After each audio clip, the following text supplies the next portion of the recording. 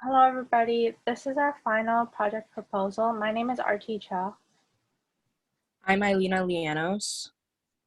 And I'm Avery Brown.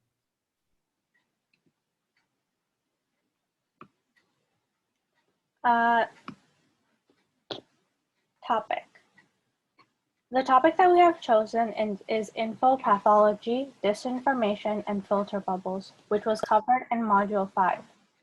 Infopathology, as described in Module 5, are the problematic dimensions of how public discourse has transformed because of the shift from traditional media institutions to the internet. Traditional media institutions have historically served as society's public discourse, being the channel of information, deciding what voices are elevated and what information is and is not covered. In recent years, the internet has taken over the public discourse, with Twitter and Facebook deeming themselves the public square of the 21st century, allowing everyday citizens more opportunities to make themselves heard and creating a diverse environment of voices.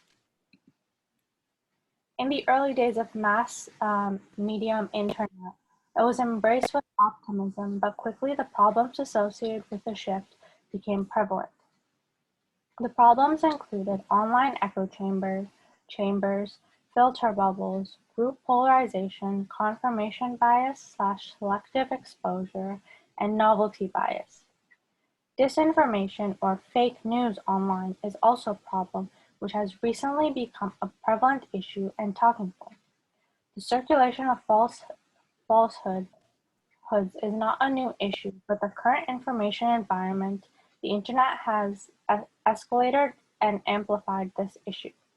Solutions or ways to combat disinformation can be broadly divided into three parts: technological, legislative, and education. Importance. Why is it important? Many of the problems associated with infopathology, like online echo chambers, group polarization, and disinformation, affect everybody and can have serious ramifications on society and how we interact. As previously mentioned, one of the solutions or ways to combat disinformation is through education. If people are educated on the topic, they are less likely to fall victim to it. High school seniors in Toronto who are not knowledgeable about many of the challenges associated with the internet and frequently use social media are a key demographic for this information.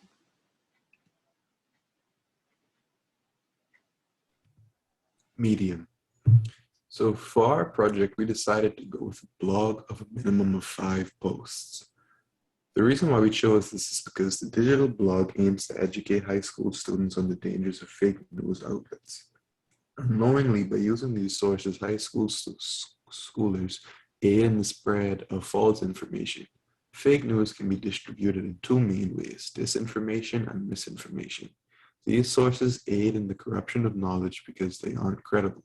It is vital for high schoolers to understand what fake news is and how it is transmitted on the internet. Draft. So the main ideas focused on for this presentation include talking about what goes on in the media and how to distinguish whether what you are reading is real and factual or filled with fake information. We will help you understand complex terms and show how these can be found within different articles. The presentation will look at different media sources and teach you how to identify when the information is misleading and how to interpret it. We will guide you through the different sources of media and how each plays a role in what is posted online.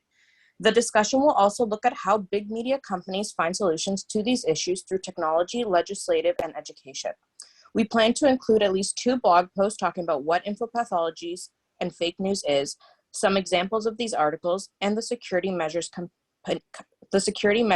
companies put in place to stop the spread. Thank you for listening.